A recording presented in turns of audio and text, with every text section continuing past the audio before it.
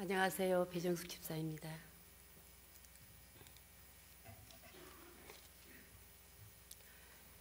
이 시간 하나님께서 죽음보다 더 강한 사랑으로 제 인생 가운데 오셔서 친히 베푸셨던 그 긍휼과 자비로 인하여 감사와 찬양을 드립니다.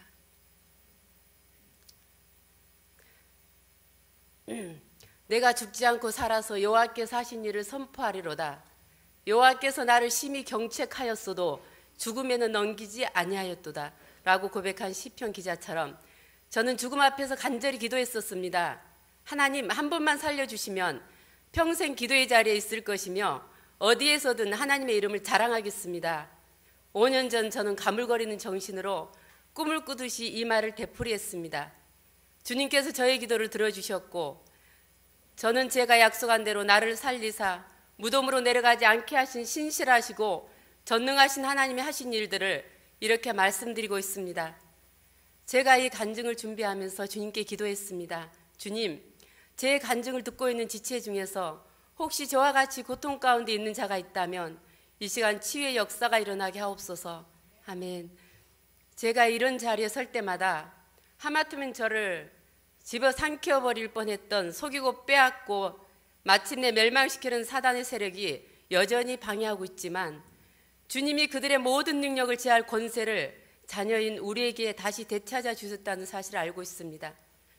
그러나 그 권세를 모르는 자나 아직도 종의 영에 붙잡힌 자에게는 아무 소용이 없다는 것도 깨닫게 되었습니다.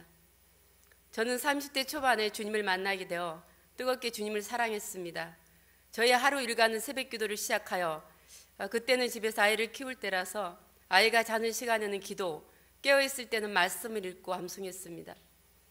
그래서 그때는 초신자였는데도 성령 임재와 여러 가지 체험도 있었습니다.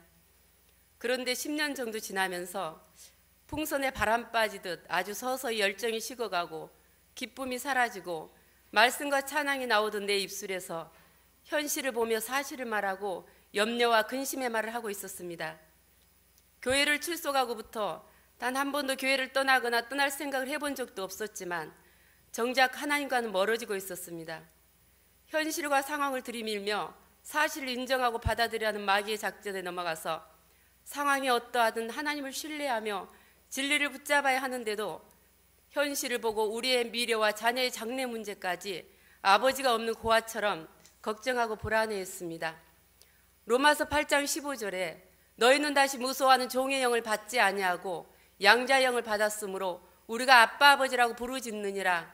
그때도 이 말씀을 암송하고 있었지만 그러나 하나님 아버지를 신뢰하지 못하고 마음이 이미 나뉘어진 상태여서 진리로 받아들여지지 않았습니다.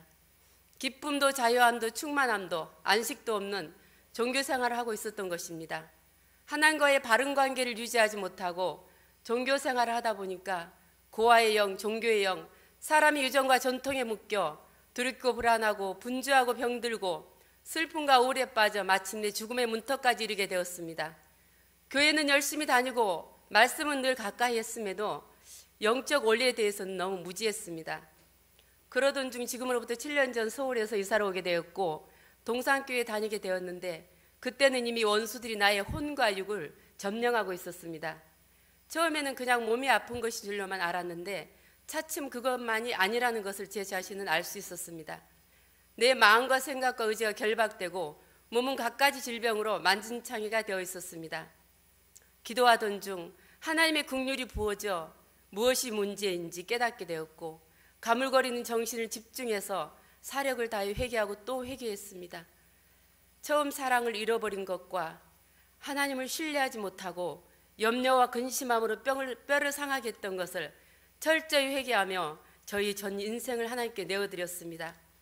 그때부터 이제 종교의 생활을 끝내고 하나님과의 친밀함으로 들어가기 시작했습니다. 이제는 마귀가 더 이상 나를 건들지 못합니다. 예수를 죽은 자 가운데서 살리신 영이 내 안에 계시며 지존자를 나의 거처로 삼았기 때문입니다. 더 이상 사람의 말에 묶이지 아니하며 남을 용서하지 못해 스스로 묶여있던 그 모든 것으로부터 자유합니다. 마침 기도에 대해 특히 중보기도에 대해 배우고 싶어 하던 중 미스바 중보기도학교와 이득지 목사님을 알게 되었고 목사님으로부터 영적 원리와 영적 싸움에 대해 확실하게 배우게 되었습니다. 목사님께 다시 한번 감사드립니다. 영혼의 깊은 밤을 지나면서 영적 항무지 같은 그곳에서 마치 하나님과 단절된 것 같은 그 두려움과 공포 속에서 부르짖고 싶은데도 목소리가 나지 않고 통곡하고 싶은데도 눈물이 나지 않던 이성적으로는 도저히 이해할 수 없는 그 고통 가운데서 주님은 다시 만나주셨습니다. 그때부터 하나님의 온전한 사랑 안에 거하게 되었고 이제는 설령 죽음이라 할지라도 두렵지 않게 되었습니다. 왜냐하면 죽음도 생명도 천사들이나 권세자들도 다른 어떤 피조물도 우리를 우리 주 그리스도 예수 안에 있는 하나님의 사랑에서 끊을 수 없기 때문입니다. 요즘 교회에서나 집에서 또한 DNA에서 말씀으로 기도하면서 말씀 묵상이 얼마나 중요한지 또 그동안 제가 묵상에 대해 잘못 생각하고 있던 부분에 대해 스스로 깨닫게 되었습니다. 전에는 말씀을 무조건 암송하려고 애를 많이 썼고 그리고 그 암송하려고 계속 반복적으로 되뇌이는 것이 묵상이라고 잘못 생각하고 있었는데 지금 말씀을 주야로 묵상하다 보면 자연스럽게 암송될 뿐만 아니라 묵상되어진 그 말씀이 곧 영이요 생명이라는 것을 알았습니다. 왜 말씀을 정금보다 귀하고 송이꿀보다 달다고 했는지 이제야 조금씩 알아가고 있습니다. 말씀을 사랑하고 그 말씀을 주야로 묵상하다 보니 내가 바로 복 있는 자로구나 속으로 혼자 생각해 봅니다. 쫓아오는 자가 없어도 도망하던 그 심약한 제가 사자같이 담대해진 것은 저에게 성령의 검, 곧 말씀이 있기 때문입니다. 여호와의 눈은 지금도 온 땅을 두루 감찰하사 전심으로 자기를 향하는 자를 찾으시는데 저는 오늘 또 여호와께서 찾으시는 그 한 사람의 예배자이길 원합니다. 여호와여 내가 주를 높일 것은 주께서 나를 끌어내사 내 원수로 하여금 나로 말미암아 기뻐하지 못하게 하심이니이다. 여호와 내 하나님이여 내가 주께 부르짖음에 나를 고치셨나이다. 여호와여 주께서 내 영혼을 소홀에서 끌어내어 나를 살리사 무덤으로 내려가지 아니하게 하셨나이다. 다윗이 기록한 이 시편 30편이 나의 고백이요 찬송입니다. 제가 이렇게 고통 없이 온전한 정신으로 예배드릴 수 있다는 것만으로 밤에 잠들 수 있다는 것만으로도 춤을 추며 감사해야 할 일입니다. 저는 의사의 말보다 제 몸에 느껴지는 증세보다 말씀이 위에 있고 완전하다는 것을 믿습니다. 사실을 믿는 것이 아니라 진리를 믿습니다.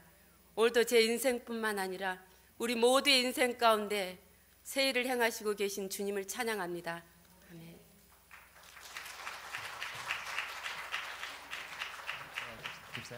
집사님, 저는 내용을 알아서 대충 알지만 여러분이 어떤 질병이 있었는지 모르시는 것 같아서 잠깐 그 부분만 이야기해 주시면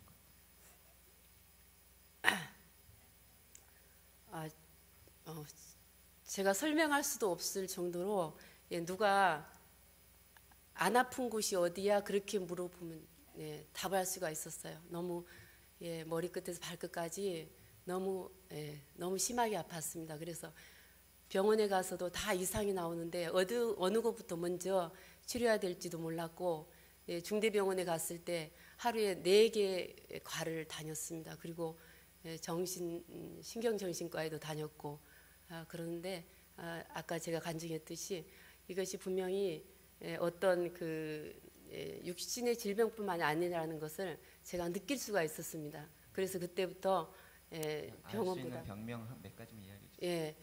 불면증 있으셨고. 네, 불면증이 있어서 우울증이 오다 보니까 불면증이 와서 그래서 약을 못 먹고 한숨도 못 잤고 7개월 동안 그리고 뭐 눈, 코 등 이게 여기 목이 아파서 또 갑상선 치료받으니까 또 큰 병원에 가라고 그래서 또 병원에서 진찰 받으니까 뭐 좀 이상하는데 또 몇 개월 후에 오라 그랬고 그리고 또 이 허리, 무릎 이런 데가 아파서 걷지를 못해서 집에서도 휠체어로 다니고 밥도 못 먹어서 이게 죽을 이렇게 체에 받쳐서 그 국물도 못 마셨습니다.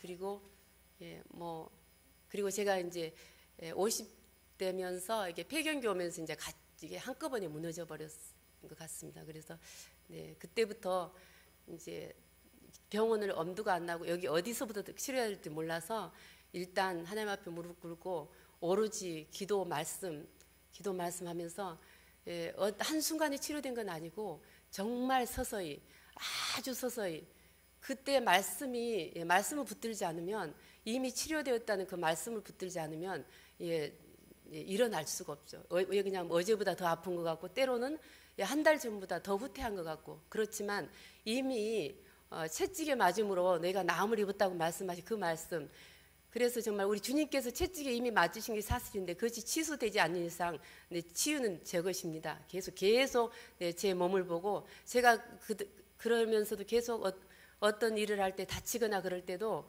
저는 제 입술로 결단코 부정적인 말을 하지 않고, 다친 순간 하나님, 보일러 덮습니다. 치료해 주십시오. 감사합니다.